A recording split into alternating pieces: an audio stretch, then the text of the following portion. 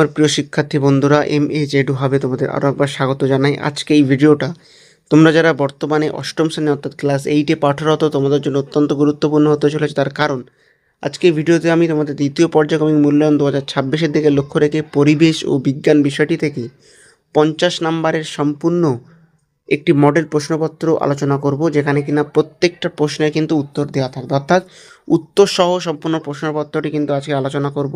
তো আজকে ভিডিওটা অত্যন্ত গুরুত্বপূর্ণ হতে চলেছে। তো আর কথা বাড়াবো না, একেবারে ভিডিওর মূল পর্বে চলে যাব। তবে ভিডিও শুরু করার আগে তোমাদের কাছে একটাই আবেদন, যারা আমাদের চ্যানেলে নতুন দয়া করে চ্যানেলটিকে সাবস্ক্রাইব করে দিয়ে পাশে থাকা বেল আইকন অবশ্যই প্রেস করে দেবে। আর ভিডিওটা প্রথম থেকে শুরু করে শেষ পর্যন্ত একটু না স্কিপ করে কিন্তু সম্পূর্ণ দেখবে। তো চলো একেবারে সরাসরি ভিডিওর মূল পর্বে চলে যায় এবং প্রশ্নপত্রগুলো একে একে উত্তর সহ দেখে নিই।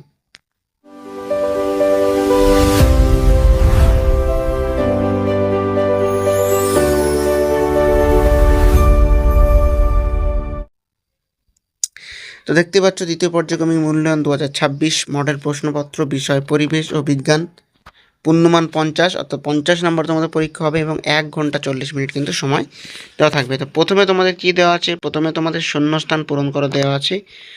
শূন্যস্থান পূরণ করো 5টি দেখে নিই। তাপের এসআই একক হলো ড্যাশ, উত্তর হবে জুল। 2, রাসায়নিক বিক্রিয়ায় নতুন ড্যাশ সৃষ্টি হয়, উত্তর হবে পদার্থ সৃষ্টি হয়। 3, তড়িৎ বিশ্লেষণে ধনাত্মক তড়িৎগ্রাহীকে ড্যাশ বলে, উত্তর হবে অ্যানোড বলে।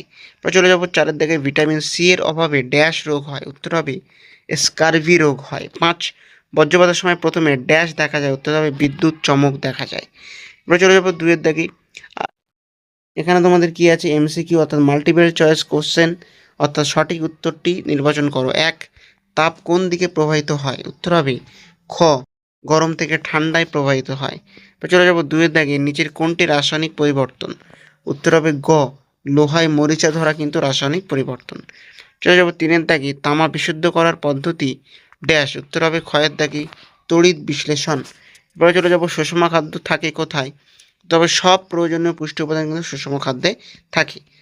5, বজ্রপাতের সময় নিরাপদ স্থান হবে, উত্তর হবে গ, পাকা বাড়ির ভিতরে, অর্থাৎ বজ্রপাত ঘটলে পাকা বাড়ির ভিতরে যাওয়া কিন্তু সেফ। এরপর আমরা চলে যাব এক কথা উত্তর দেওয়া, অর্থাৎ এসএকিউ। চলো প্রত্যেকটা এসএকিউ একে একে দেখে নিই। প্রথম প্রশ্ন কি আছে? তাপের ভালো পরিবাহীর একটি উদাহরণ লেখো, উত্তর হবে তামা। চলে যাব 2 দাগে, একটি রাসায়নিক বিক্রিয়ার উদাহরণ লেখো, উত্তর হবে লোহায় মরিচা ধরা। চলে যাব 3 দাগে, ইলেকট্রোলাইট কাকে বলে, উত্তর হবে যে দ্রবণ তড়িৎ পরিবহন করে তাকে ইলেকট্রোলাইট বলে। এরপর চলে যাব 4 দাগে, শক্তিদায়ক খাদ্য কোনটি, উত্তর হবে শর্করা বা কার্বোহাইড্রেট। 5 দাগে, ভূমিকম্প মাপার যন্ত্রের নাম কি, উত্তর হবে সিসমোগ্রাফ। তো এই ছিল তোমাদের 5টা এসএকিউ। এরপরে আমরা চলে যাব 2 দাগের প্রশ্নে, অর্থাৎ এখান থেকে তোমাদের মোট 5টা 2 নম্বরের প্রশ্ন লিখতে হবে, অর্থাৎ এখান থেকে থাকবে 10। প্রথম প্রশ্ন কি আছে? তাপ ও তাপমাত্রার মধ্যে দুটি পার্থক্য লেখা, উত্তর হবে তাপ হলো শক্তি, তাপমাত্রা হলো গরম বা ঠান্ডার পরিমাপ, এবং তাপের একক জুল, তাপমাত্রা একক ডিগ্রি সেলসিয়াস বা কেলভিন। তো দ্বিতীয় প্রশ্ন, ভৌত পরিবর্তন ও রাসায়নিক পরিবর্তনের দুটি পার্থক্য লেখো, উত্তর কি? ভৌত পরিবর্তনে নতুন পদার্থ সৃষ্টি হয় না, রাসায়নিক পরিবর্তনে নতুন পদার্থের সৃষ্টি হয়। 2, ভৌত পরিবর্তন সাধারণত প্রত্যাবর্তনযোগ্য, রাসায়নিক পরিবর্তন সাধারণত অপ্রত্যাবর্তনযোগ্য। এরপর আমরা চলে যাব 3 দাগে, তড়িৎ বিশ্লেষণ কাকে বলে, উত্তর হবে তড়িৎ প্রবাহের সাহায্যে কোনো যৌগকে ভেঙে তার উপাদান পৃথক করার প্রক্রিয়াকে তড়িৎ বিশ্লেষণ বলে। চলে যাব 4 দাগে, সুষম খাদ্য কি, উত্তর হবে যে খাদ্যে সব প্রয়োজনীয় পুষ্টি উপাদান সঠিক পরিমাণে থাকে তাকে সুষম খাদ্য বলে। তো যাব 5 দাগে, বজ্রপাতের সময় দুটি সতর্কতা লেখো, উত্তর হবে খোলা মাঠে না থাকা, 2, বড় গাছের নিচে আশ্রয় না নেওয়া। তো এই ছিল তোমাদের 2 নম্বরের 5টি প্রশ্ন, এখান থেকে 10 ছিল। পরবর্তী আমরা চলে যাব 5 নম্বরের প্রশ্ন, তোমাদের 5টি আছে।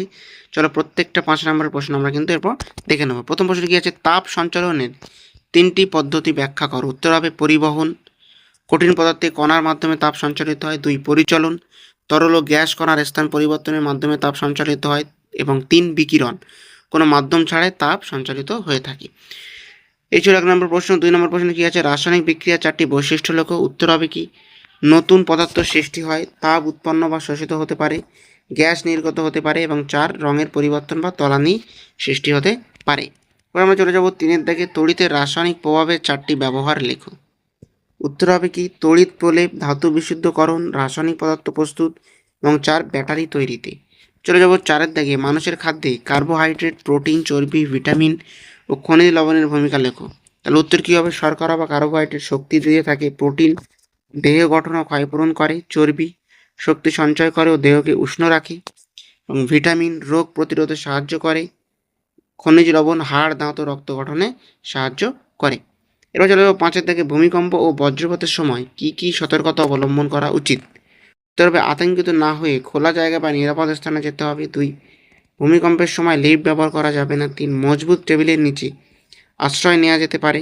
4, বজ্রপাতের সময় বৈদ্যুতিক যন্ত্র ব্যবহার এড়াতে হবে, এবং খোলা মাঠ, জলাশয়, বড় গাছের নিচে অবস্থান করা যাবে না। তো এই ছিল 5 নম্বরের 5টি প্রশ্ন। আশা করছি এখানেই আমাদের আজকের প্রশ্নপত্র শেষ হয়েছে।